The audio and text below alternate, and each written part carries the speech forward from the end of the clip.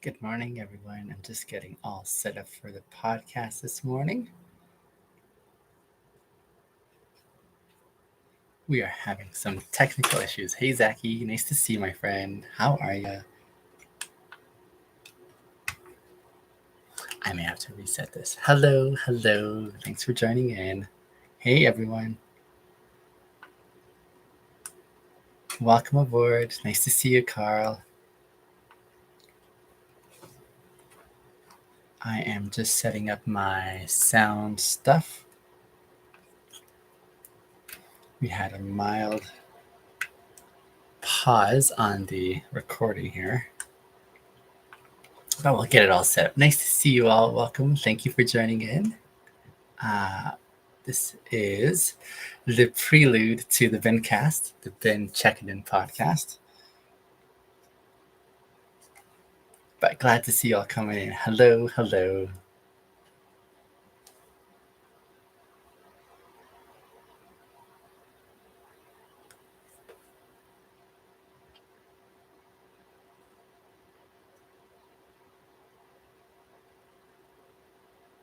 Okay, I think we are just about set here.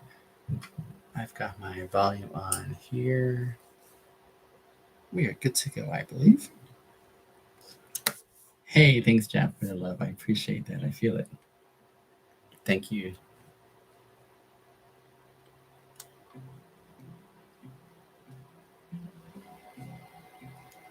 Good morning. Good morning. This is the Ben Checkin In podcast, episode number 28. My name is Binyam. I have already been live for a couple of minutes, just getting some technical sound stuff all figured out here. Hello to everyone on the Instagram.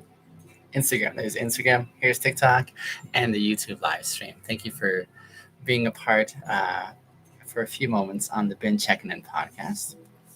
This is a podcast where we like to do three things. Those three things are grow an awareness of ourselves. Grow an awareness of ourselves because we don't know ourselves very well. And it's a helpful thing to know oneself so that one can know how to be able to go through life and navigate with boundaries and non-negotiables and things that are really important to implement. Secondly, we like to learn to be kind to ourselves because that's another thing that we are terrible in general at is being kind to ourselves. And thirdly, we also want to maximize our happiness. And maximizing happiness does not mean that we avoid all the crappy emotions and feelings. It means that we go through them, we process them, make more space for happiness. So these are the three things that I like to aim for as I do the Bin Checking In podcast. And I'm so glad that you're joining in. I want you to benefit in the same ways. I want to encourage you along the same pathway because that's where I'm heading. And so we do that by asking some self-reflective questions that cause you to dig deep and wonder, hey, how am I wired? Why do I do the things that I do? Why are my values as they are? And so I love sharing some of the way I see the world with you guys. And I also encourage you guys to engage with me as well in this process. And so thank you so much for coming on board. I feel the love. Thank you guys. I see it. You'll see me waving every once in a while. That's my way of saying I acknowledge you. I see you while I keep on topic. Today's topic, it's a very simple question. We're asking the question, what motivates you? What motivates you? I would love to hear things that motivate you. I usually start off by analyzing the question and considering just a handful of perks of answering this question, and then I give my own frame of reference. But welcome to episode 28 of the Ben Checkin In podcast. Thank you for being here. So, what motivates you? Tavish says, Vinny, I'm really missing the interactive lives. I wish I could subscribe, but don't currently have the financial capacity for it, but soon I will. Tavish, I'll see if I can serve you guys in some significant ways. I know I also do love the interactive lives as well. Thank you for the heads up to my brother. Thank you for letting me know of your love. Israel, good to see you. Thank you for coming in. I do see you there as well. So, what motivates you? What do you find motivating in life? I love this question because it gives me, as I think about it, the chance to reflect on what is the thing that puts gas in the tank emotionally for me? What is the thing that gets me like, wanting to keep the in the game of life. What is it that propels me forward by way of purpose? What motivates me? I think of how I'm continuing my forward progress. This is one of those questions I reflect on and I think, how do I get to the destination in this common experience we are all in as we navigate life? As I reflect on the things that put gas in my tank, I also think about how I want to do that more and more. Why? Because it sucks being stalled on the side of the road, doesn't it? If we were to take this to a literal analogy, I'm not sure if you've ever had that experience of being stuck on the side of the road, whether because you've run out of gas or maybe because you have some mechanical issues. I've had more of the latter, where I've had mechanical issues. And yeah, it's not fun. It's not fun when you're on the side of the road and you're like, oh, how do I move forward? I just realized that I haven't even pressed record yet on my thing here. So we'll go ahead and press record on the audio because it hasn't been recording quite yet. All right, so on the audio portion, it's been about 5 minutes and we haven't pressed record for the audio portion of the podcast today. So let me just refresh again. The question we're answering today is what motivates me. I see one of my users asking, why do I do this? I love that question. I do this for 3 reasons. One is to um, grow in awareness of myself. Secondly, to maximize my happiness. And thirdly, to learn how to be kind to myself. These are 3 things that I think will bring value into my life, especially when I intentionally focus on doing them. And I do this in a very public way through a podcast, the Been Checkin In podcast, because I would love to encourage and invite you to do the same for yourselves. And I want to model how I do this and why it's meaningful for me. And so I do this by asking some self reflective questions. Today's question being, what motivates me? And I was just touching on the point that one of the reasons that I find this really helpful and beneficial is because it helps me grow in value of myself. It helps me grow in my ability to communicate with others, what values I have. And then it helps me also to navigate through life, maximizing my happiness by way of, hey, I'm in the right pathway, I'm in the right zone. And this for me is really important by way of ensuring that I am intentional as I go forward. I got everything falling apart on me here today, but that's okay. I'm not sure why you're not having any sound there. TikTokers, just let me know if there are others who are struggling. I think others have been able to hear me so far. You should be able to hear me on that end, but let me know if it's just an isolated issue or if more of you are having that struggle. Technology is fun to make friends with, but sometimes it doesn't work out in the way that we want it to. And so we'll keep on going as well as we can. So, I answered the question, what motivates me? I was giving the analogy of how this question makes me think of putting gas in my tank, literally in my car. If I don't have gas, I don't have a job because I need gas to power to give my vehicle the ability to drive for extended hours so that I can earn money for me and my family and my business pursuits. So that's what I'm thinking of as I reflect on the question, what motivates me? The analogy that I presented there with gas in the tank is how I translate it to emotionally. When I think of things that motivate me, those are very things that motivate me. I think of them also as gas that I'm putting into my emotional tank, into my tank of purpose, into my tank of practical progression forward.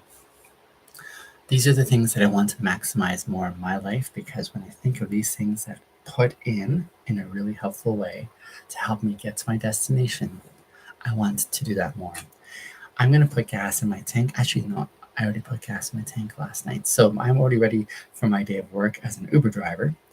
I needed to do that because without doing that, I wouldn't be able to make any progress in my goals of earning money today as an Uber driver. If I didn't put gas in the tank last night or this morning, then I would be a sitting duck. I'd be sitting in my vehicle. It's a fantastic vehicle, mechanically sound, very comfortable on the inside, but I would not be able to power that vehicle to be able to get my accomplishments done today. So I needed to take some of my income and invest it in what's going to motivate my car. What's going to motivate my car to move is gas in the tank.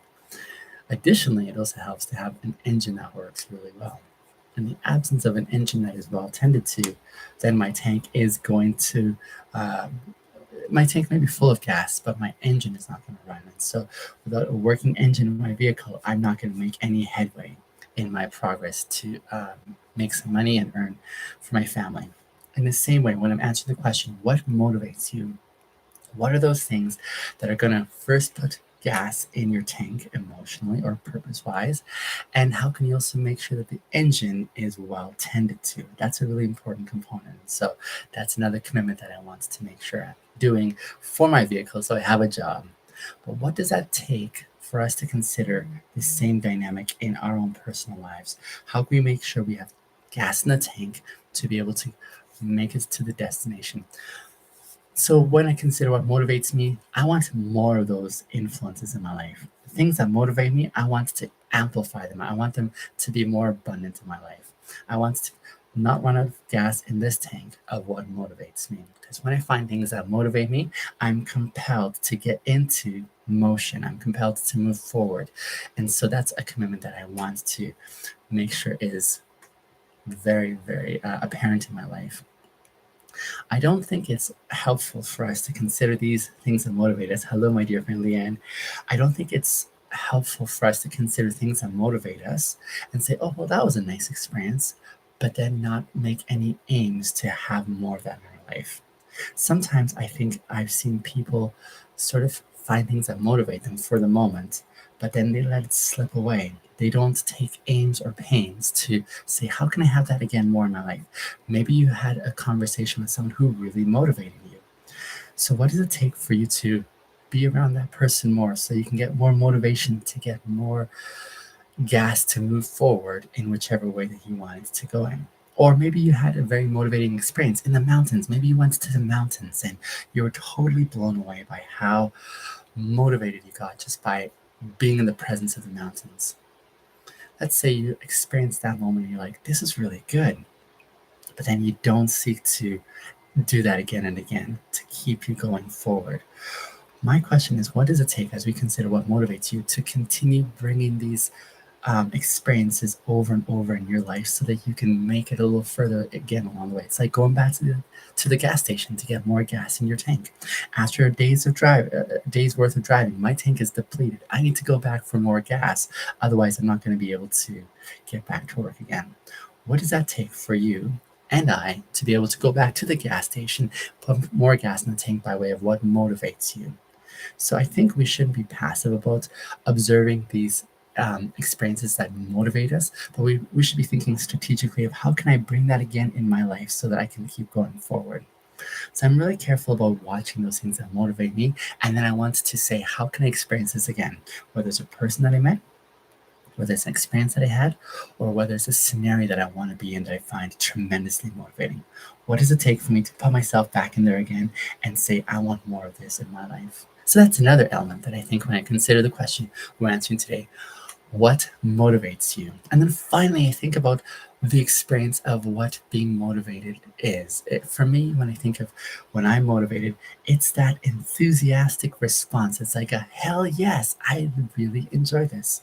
This is a happy experience. And one of the things we want to focus on in this podcast, the Ben Checkin In podcast, is how can we maximize our happiness? When I think of motivating experiences, it gets me in that exhilarated mode, that enthusiastic mode that says, hell yes, I want to keep on striving forwards because this is important for me.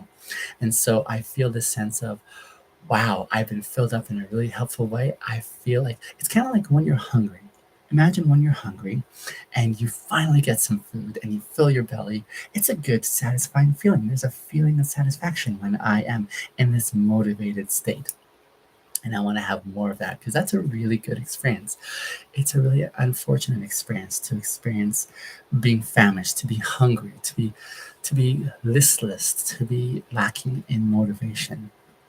So I want to have more of those experiences. I think it happens when we're intentional about it, when we discover those things, when we are almost stumble upon them sometimes saying, well, that was really inspiring. That was really motivating. How can I have more of this? And how can we make sure that that becomes an ongoing thing that we keep going back to? Maybe it's a painting. Do you see this beautiful painting behind me? Let me just move my head out of the way. This beautiful painting was painted by a friend. I love this painting because it's a painting of the mountains, and it's such a beautiful painting because, as you can see, it's like a you can't see the sun, but to me, I see the sun shining on the mountains as it sets, and so it throws that glow on the mountains. And then there's a beautiful stream or lake there. And then the two red things there are two lawn chairs that one can sit in to look at this beautiful view. That's a motivating picture. One of the things that motivates me is beautiful horizons like that. And so I find this picture super motivating. Some people find some posters motivating, so they'll post it on their walls. Why? So that when they see it, they can be encouraged and inspired by it. I'm glad that you guys are seeing my waves are good enough for an acknowledgement. Thank you for joining in, guys. I so appreciate you coming in, those coming in on TikTok chat, the Instagram, and of course the YouTube live stream. So let me get to my answers now of what motivates me. I am one of those individuals that people look at sometimes with bafflement. They kind of scratch their head and say, how do you get away with accomplishing so much? And you're always so full of energy and you're always so positive. So what is it that motivates me? Well, let me share with you. There's a variety of things that motivates me. I would say one of the biggest motivations I have is when I have the opportunity to be able to share my story with others. And then as I share my story with them, I see them responding in a certain way where they say, this is good. This has been really helpful. That motivates me because it communicates to me that my experiences are meaningful for someone else, that my experiences are going to help someone else in their own pathway. And I find that super motivating. That sort of puts gas in the tank in a significant way for me. When I'm able to share my experiences with someone in a way that helps them in a tangible way, where they say, gosh, I'm so glad I heard your perspective or your experience because now it gives me some insight on how to go forward in my own life. That just fills me right up in a fantastic way. It encourages me, it inspires me. It helps me know that because of what I've gone through, someone else is going to be benefited in their own context. And that makes me feel really good. I want to have more and more of those experiences. One of the ways that I do that is I practice the art of being vulnerable. And I call it an art because there are some ways in which vulnerability is expressed that is unhelpful. Unhelpful, I say, because the ends for which it was expressed may miss the mark for how it could go well. The way I express vulnerability, I do it strategically. I do it tactfully. Now, the way I express it is not the way that I encourage many people to express it. In fact, I discourage my entire audience from doing what I'm doing. Why is that? Because to do what I do, I had to do some significant investment in me first to get to a point where I was rock solid in who I was and where I had been and what I'd learned from it and where I'm coming out. I feel a really strong sense of confidence internally that enables me to be able to say, in essence, to the whole world, here's my story of messiness. Here's my story of lessons that I've learned along the way. Here's my story of evolution. And if anyone else were to try to do this without having that significant investment in themselves first and foremost, they would really it'd be like an airplane going like, they would just explode because the kind of feedback they may get, especially if they haven't been prepared for some of the unfavorable responses, it would crush you. So I love being able to share my story in a really vulnerable way because I love giving hope to others. But when I encourage others to practice this art of vulnerability, I encourage them to do so in a way where they're being tactful about it. Who are you going to share with? Are they safe people? Are they the kind that are going to keep your confidence, or are they going to gossip about you and leave you feeling really crappy because you thought you trusted someone with your story, right? I love one of my favorite authors. Her name is Brene Brown. And I'll never forget a quote that she had in her one of her books. I think it was Dare to Lead or something like that. But the quote goes like, as follows. It says, "Don't share out of your open wounds, share out of your scars." And I love that quote because many people, and this is what I'm trying to get at when I say there are expressions of vulnerability that are unhelpful. When a person shares out of their open wounds, it means they're still in the midst of pain. They're still in need of some really good, rock solid support around them. So when they give them their story from an open wound, saying, here's me in the middle of a crisis or in the midst of pain or whatever it looks like in their personal life, when they receive some critical feedback that may be unkind, they're even more diminished in their feeling of self-worth. They're even more hurt because they're like, ouch, I needed some comfort and I got a lot more pain. And it's a difficult thing to watch. And so when she says, don't share out of your open wounds, but share out of your scars, it's more her way, I think, of saying, share out of your experiences that you've actually experienced already in the past and learned from that may help someone else. Share out of those experiences where you have moved past that point of pain and struggle to be able to learn the lessons, and now you feel in a stronger place emotionally so you can share that story with others. Another thing she says is share with those who have earned the rights to hear your story, and I love that too. But I'm just one of those individuals I feel who is able to share my story with the world for a few strategic reasons. One of which is I want to give hope to others that they're not alone in the midst of their struggle. And by sharing my own story of struggle and then modeling how I share it, I encourage you to find safe people to be able to share your story with. It's a beautiful experience that motivates me when I'm able to share it that way.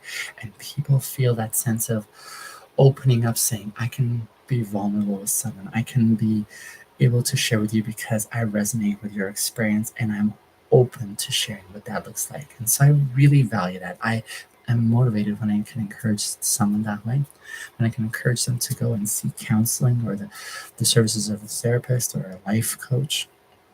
That's really, really helpful. And so I don't know if she's still there. Leanne Million. Yeah, heal your wounds first is a really important point.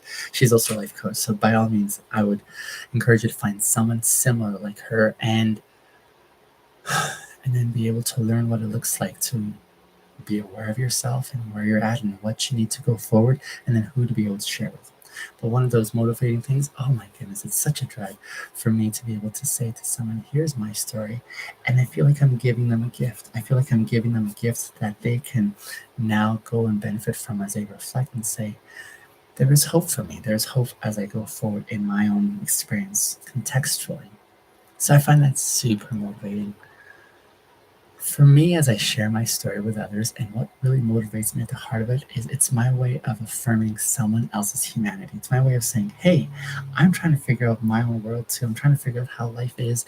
And here's what I've learned along the way from my experience. And if you find something helpful here, by all means do so. It so motivates me to see how they also respond at the very heart of feeling like a fellow human being, right? It's like saying, you don't have to put on any airs for me.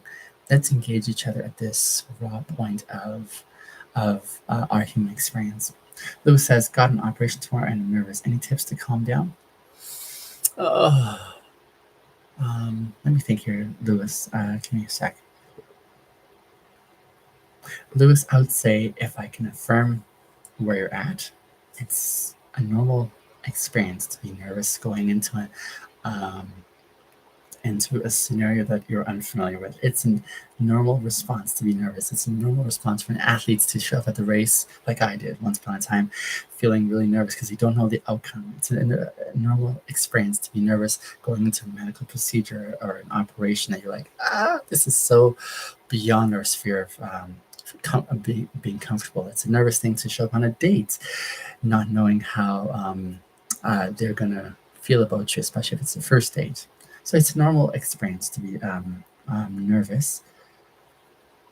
I think if you were to give yourself, Lewis, some permission to feel nervous and say, I acknowledge that this is something unknown that I'm walking into, and I'm going to sit with this emotion, and I'm going to go forward from a premise of being open to experience whatever's coming, even if it's fear. Just the more you give space for that expression of those emotions, Lewis, instead of like packing them down, the more they're able to process. Find someone to talk to and say, here are the things that I'm fearful about as I go into this operation. I found for me, Lewis, the more I'm able to talk about it, the way more I'm able to think about it and get those emotions kind of flowing, they kind of work their way through to a point where that you can make some more space for saying, okay, I'm okay now that I don't know the outcome, that I've never had this experience. And I find a sense of contentment that sets in after I've given expression to it. So my suggestion, my encouragement, Lewis, would be talk to someone you trust about it. And explore what that looks like. What is it that makes you feel nervous and uncomfortable? Speak those words that express those emotions, and then see if you can't get to a place where something else comes in because you're able to process that nervousness. What are good ways to hold back anger, Eric? That's a great question too. See, this is things that motivate me is when I'm able to share my experience. And so I'm just showing you I find value when I'm able to share my experience.